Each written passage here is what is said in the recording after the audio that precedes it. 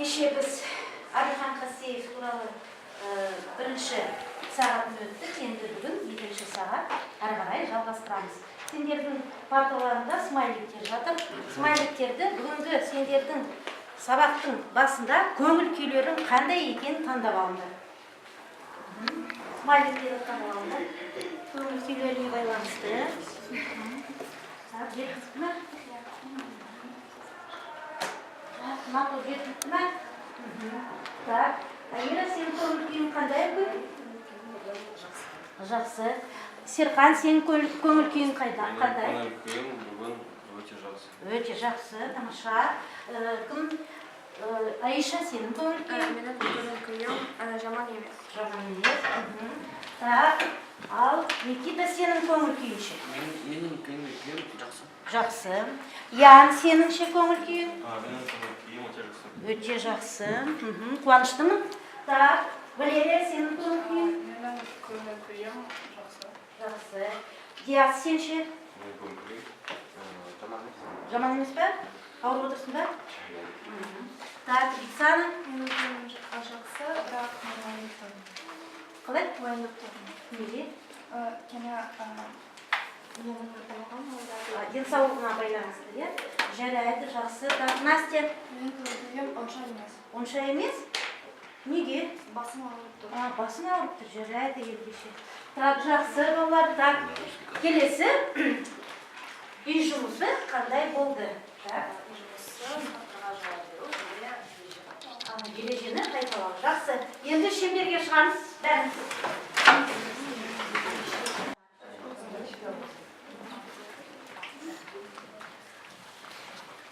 Так, мен қазір сендерге осы қағаздарды таратам. Музыка қосам.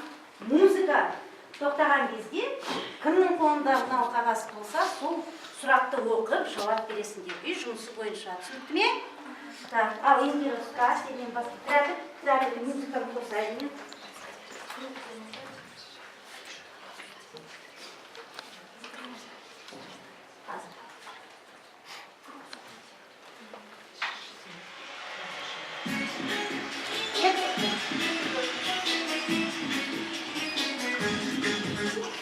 Ал, тихо. Абылхан Қастеевтің өмір сүрген жылдарын атап. Абылхан Қастеевтің өмір сүрген Жылдары 1973-1973 жылы. Жақсы. Бір қадам артқа. Так, келесі.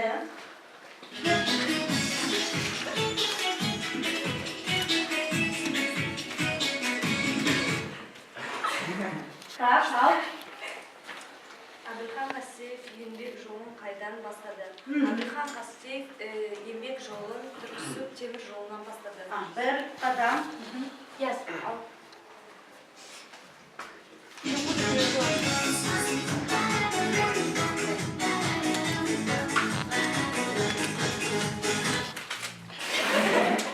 Так, тыныш.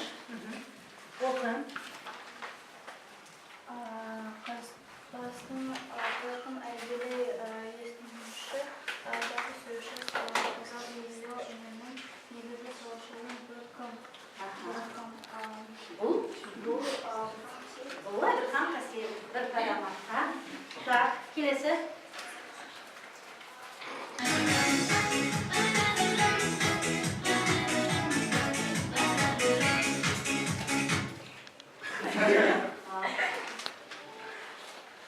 Қасиев қайда туды? Қасиев Алматы облысында. Жаткел, төңірегінде, иә? Толық жат.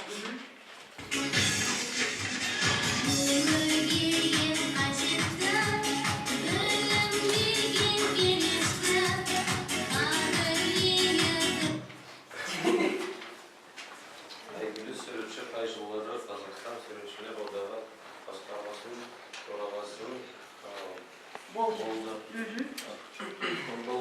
1944 жылда болды. Тағы. Бар ма? Музыка қосайын, иә?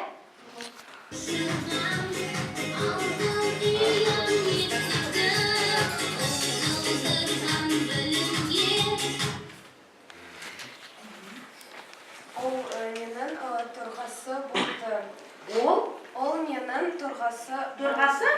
Ой, төрағасы треститель. Төрағасы. Болды.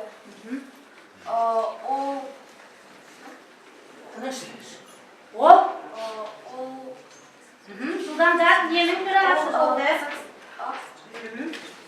Қазақстан? Қазақстан суретшілер төрағасы болды. Одағының төрағасы. болды. Так, ал Бексана, бар ма? Бар.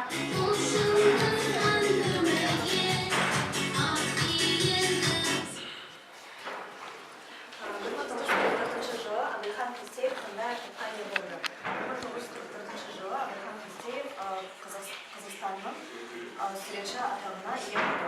Жақсы.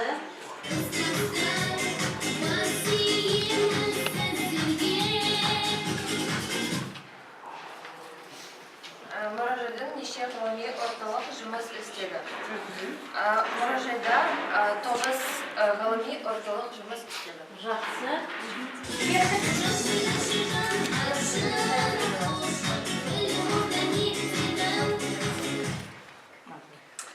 Абылхан Қастеев кімдерден сабақ алды?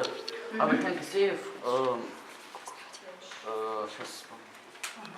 Фамилияларын ұтып тұрсын ба? Хлудов пен? Хлудов пен Бродский. Иә, Бродский енді. Жақсы.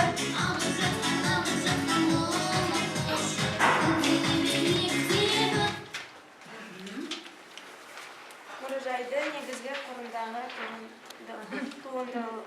Туындылары қандай? қандай? Мұражай. Негізгі туындылары қандай? Мұражайда Так, ал кім біледі, Бексана білесің ба? 20 Оқы сұрақты. Мұражайдың негізгі қорындағы туындылар қандай? Негізгі туындылар бұл нағыз суреттерді бейнелеу және Қазақстанның халықты көрсету. Так, бересің. Так, ары бар ма? Қағаз бар ма?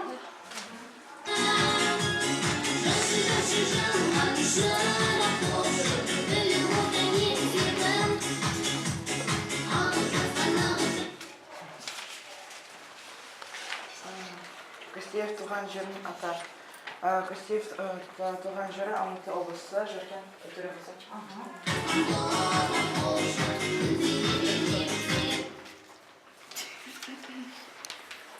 Абылхан Қастеев кім? Абылхан Қастеев қазақтың әйгілі Кім? суретші, график суретші Және? және Кескін? Емешісі, иә? емешісі. Так.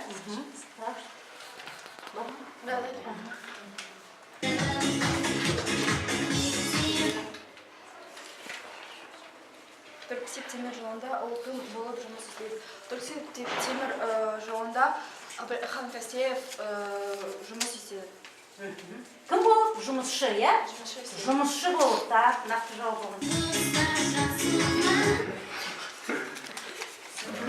1929 жылда 1936 жылдары Мәскеуде ол не істеді?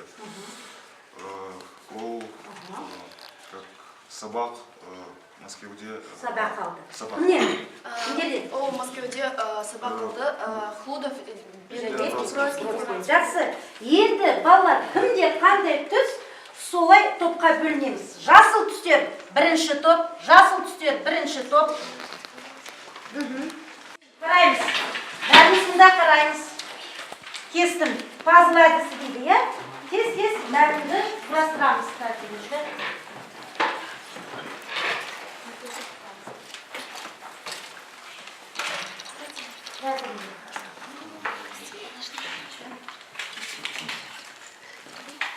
Жоқ, әлі бастамаймыз.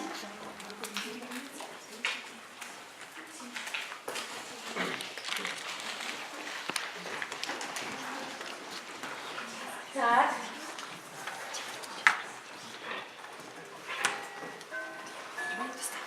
Үш минут береміз. 3 минут. 3 минут. 3 минут.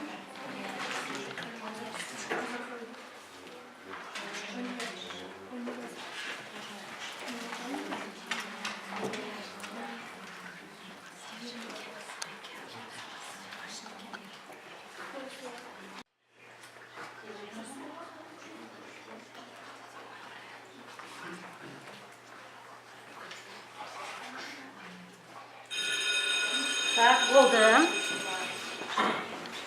Енді әр топтан бір оқушы шығып, құрастырған мәтінді айтып шығасыздар, мазмұндап шығасыздар. Так, бірінші топтан.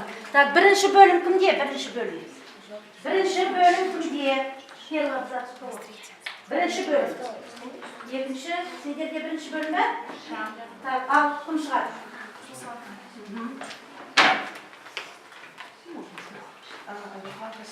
Даусыңды шығар.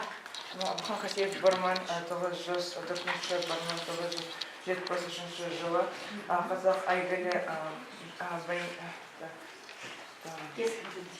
ендіруші график суретші қазақ бейнелеу негізінен салышырды. Туған жері Алматы облысы, Жүрген төрағасы. 1944-1956 жылы темір жолы, Төстеп темір жолы жұмысшы болып бастады. Жұмыс бастады. Жақсы. Екінші бөлім кімде? Екінші. Ал Карина шықмадан. Жияз шыға ма? Тез екен жияз. 1929 жылы және 1936 жылы Не болды? Мәскеудегі? Мәскеудегі көркем сурет студияларында Флотовпен және Бродскиймен сұрағалған.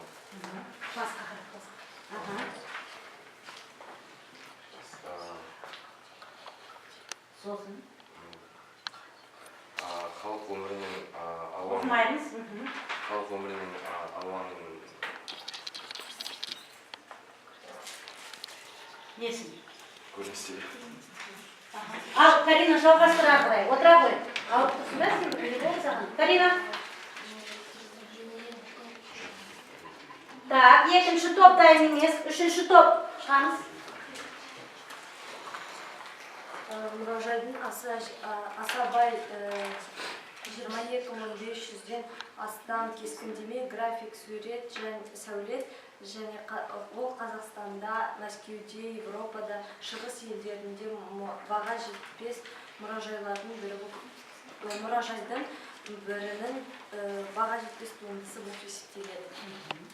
Жақсы, рахмет. Қандай сұрақтар бар, балалар? Никита, саған түсінікті болды ма? Сонымен Абылхан Қастеев кім, Никита? Ол халық суретші. Халық суретшісі. Оның өмір сүрген жылдарын айтып шықшы, кім? Ян. 1944 жылы. Және 1973 жылы. Жақсы. Так, енді балалар, сендерде әрқайсында өзін-өзі бағалау парағы. Көріп отырсыңдар ма? Фамилияларың жазылған. Так, сабақтың нелері, бөлімдері, мысалы, бірінші үй жұмысын тексеру. Қандай баға қоясыздар? 5 па, 4 па, 3, 2, жоқ баға өйткені жауап. Айтқан жоқпын, шыққан жоқпын тақтаға. Келесі мәтінмен жұмыс, яғни пазл әдісі бойынша. Келесі құрастырған мәтінді мазмұндау, жаңағы сендер мазмұндау. Яр қарай кетті, түсінікті ме? Әр бөлімге сендер өздерің баға қойып отырасыңдар. Так, келесі тапсырма. Так, бірінші топ сендерге тапсырма. Осы мәтін бойынша сандар бар, мәтіннің ішінде сан есімдер бар. Сандар сөйлейді деген тапсырманы жасайсыңдар. Түсінікті ме? Тура сондай тапсырмалы болды сабақта. Екінші топ суретші деген сөзге фонетикалық талдау. Дәптерлеріңді ашыңдар. Фонетикалық талдау. Үшінші топ деңгейінің, дәптерлерімізді ашамыз, және салушылардың және жинақтардан деген сөздік сөз құрамына талдау. Тапсырма түсінікті ме? Ал.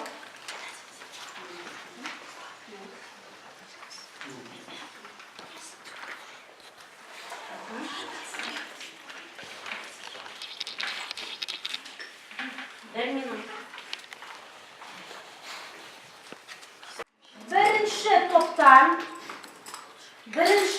Сан, ал кім сөйлейді?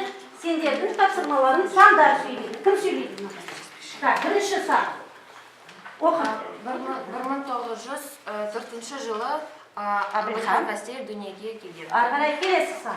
1973 жылы Әбілхан Қастеев қайтыс болды. Ары қарай. 1944 жылы Әбілхан Қастеев қазақ халық суретшісі атанды. 1945-1956 жылы Қазақстан суретшілер одағы басқармасының болды. Кім болды? Әбілхан Қастеев. Төрағасы болды. Так, келесі. 9. 9 ғылым орталығы жұмыс істейді. Я. Оның мұражайында 9 ғылыми орталық жұмыс істейді. Так, келесі. Мұражайдың Асабай қорындағы 22.500 астам. 1929 жылы 1936 жылдары Мәскеудегі көркем сурет студияларында Хлудов пен Бродскийден сабақ алды. Сабақ алды. Жақсы. Бағаларымды қойып отырыңдар енді. Баға қойып отырыңдар. Так, келесі. Жоқ, суретші. Суретші үш буын, бірінші буын ашық, екінші буын бітеу буын, және үшінші буын ашық буын. С дауыссыз қатан, У дауысты жуан, қысан еріндік. Жақсы, келесі. Р. Үнді, дауыссыз. Бірінші дауыссыз, сосын үнді. Так, үнді қандай? Үнді ауыз жолды, мұрын жолды дауысы. Жоқ, ауыз жолды ма, мұрын жолды ма? Ауыз жолды. Ауыз жолды, мұрын жолды. Ол ауыз жолды. Ал тағы да қандай деді жаңағына? Діріл. Я вибрант. Так, келесі. Дос. Е. Дауысты жіңішке ашық езулік. Ашық езулік. Так, келесі. Т дауыссыз қатан. Қатан, дауыссыз қатан. Келесі. Ой, үкім Руслан. Ш дауыссыз қатан. Ш дауыссыз қатан. Дауысты жіңішке қысан езулік. Жақсы, жақсы. Неше әріп, неше дыбыс? 7 әріп, 7 дыбыс. Жақсы. Келесі. Деңгейінің. Так. Деңгей бұл түбі. Тихо. Бұл жалғау. Жалғау, септік жалғау. Так. Қандай жалғау? Тәуелдік? Тәуелдік жалғау. Так, келесі сөз. Салушылардың. Ал кім? Сал тұғыр. Ошы жұрнақ. Жұрнақ. Және? Және лар жалғау. Дың? Жалғау. Лар қандай жалғау? Лар, лер, дар, дер, тар, тер. Сурет, суретшілер. Суретші, суретшілер. Көптік жалғау. Так, келесі. Жинақтардан. Жинақ көбір, тар, көптеген Көптік. жалғау. Жалғау. Қандай жалғау? Қандай жалғау деп жаздың? Ян? Септік. Қандай септік? Кімнен, неден, қайдан? Үлік пе? Кімнен, неден, қайдан? Шығыс септік қой, шығыс септік. Жақсы, сұрақтар бар ма, балалар? Жоқ, тұрамыз. Бұлай енді, екі қатар тұрамыз. Білеміз бұл тапсырманы, арқадағы сөз білеміз ғой? Білеміз. Балалар, бірінші тұрады. Мальчики, впереди. Так, неше кісі бар? 6, 7, 8, 9. Берген. Бексан. Қандай?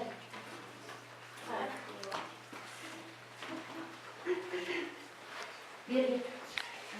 Мен қазір соңғы тұрған оқушыларға бір сөз айттым. Сол сөзді бір әріптен арқаға жазамыз. Сосын біріншісі қандай сөз болған айтып шығасыңдар. Түсінікті ме? Еще нет? Так, бір. Ал, бастадық.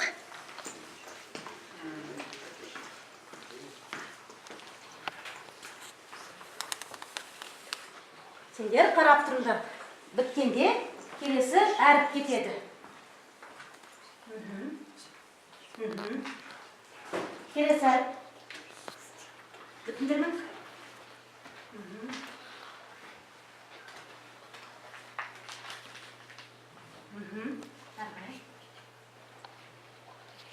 Так, келесі.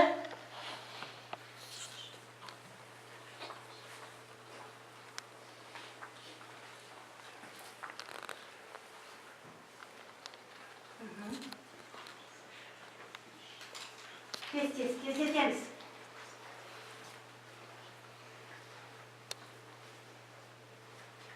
Келесі.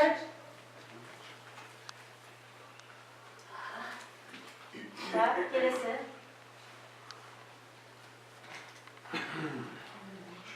Бәрі түсінді ме?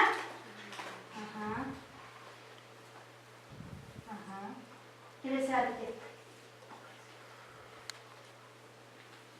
Ары қарай. Келесі.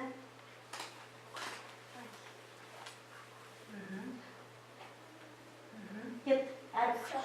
Болдыңдар ма? Жақсы, бірінші топта. Болдыңдар ма? Так, қандай сөз шықты? Оқшау дейді мына топ сендерде. Оқшау, дұрыс балалар. Оқшау дегеніміз не? Отырамыз. Жақсы, рахмет. Сонымен, оқшау сөздер дегеніміз не? Оқшау сөздер дегеніміз не? Біздің грамматикалық тақырыбымыз оқшау сөздер. Басқа көшелерінен грамматикалық байланысқа түспейтін мүше бұл оқшау сөздер. Жақсы, отыр орнына. Сонымен оқшау сөздердің неше түрі бар? Кім айтады? Иә? 3 түрі бар. Қандай? Қыстырма, таратма, одағы. Жақсы. Бүгінгі біздің тақырыбымыз қыстырма сөздер. Қыстырма сөздер. Қыстырма сөздер вводные слова. Тақтаға қараймыз. Сөйлеушінің ойға қатысты көз қарасын білдіретін оқшау сөздің бір түрі. Ол что такое бәрімізге қарай? К счастью, өкінішке қарай. К сожалению. Я дұрыс.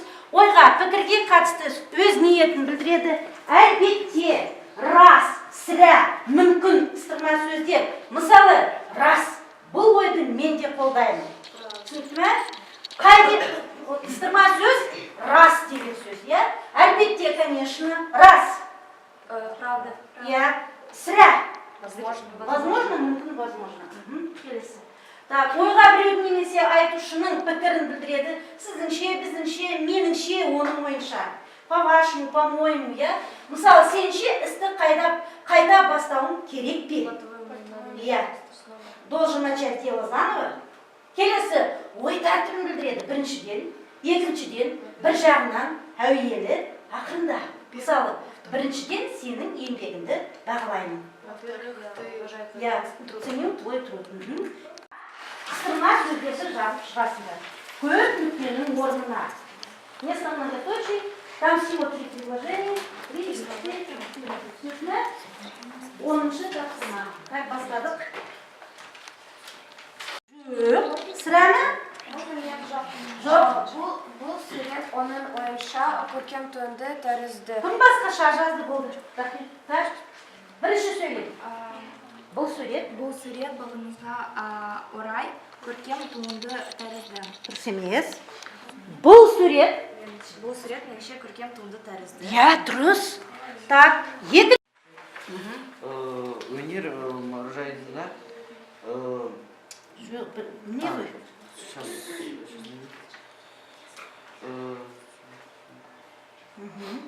меніңше сурет Меніңше болды.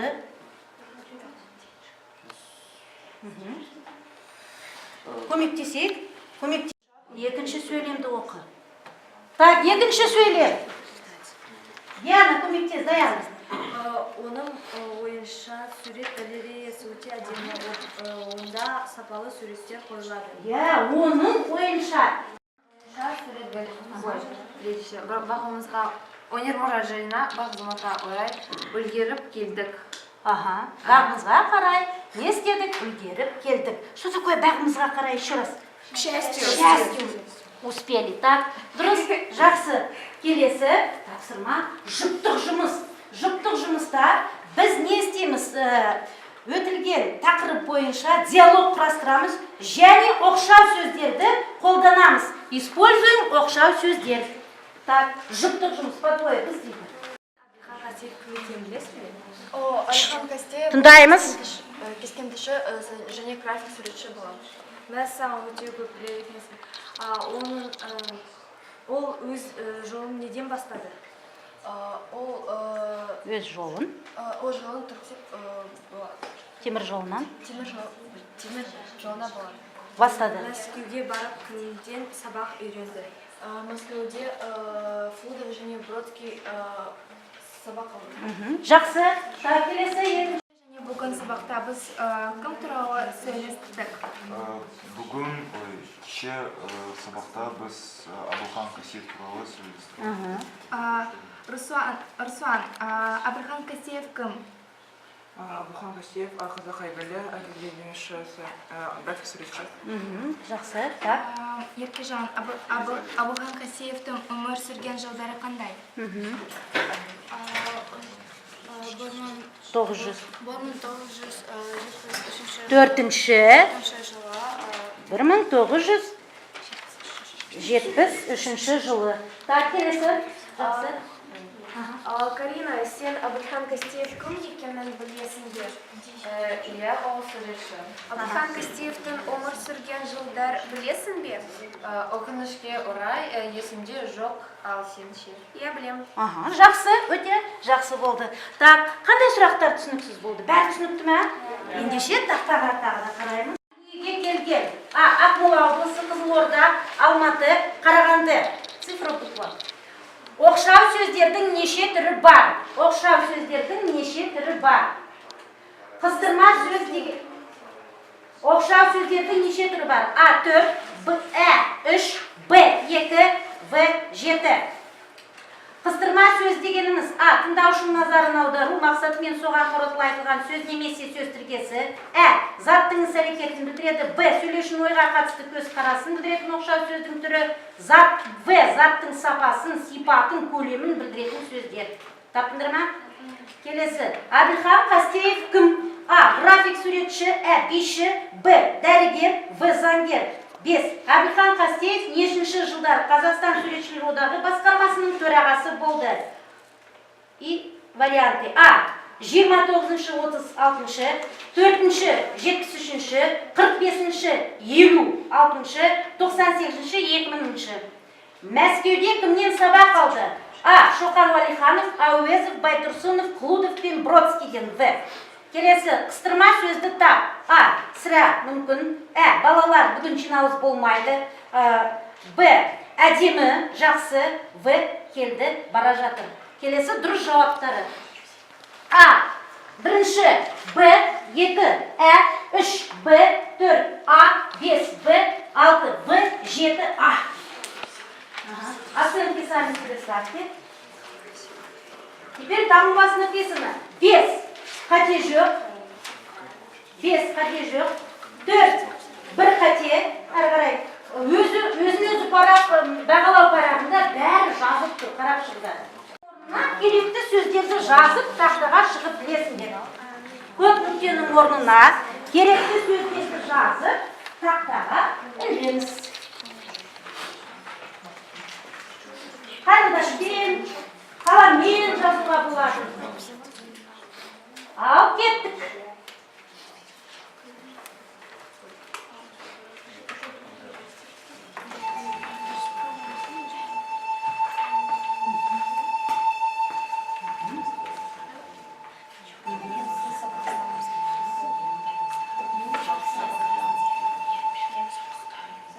Жазындар ма? Так, мұқы. Кеше бүгін сабақ қызықта болды. Бар, күнін магниттер зал. Так, на топтан. Мен пазл тапсырма орындадым. Орындадым. Мен пазл.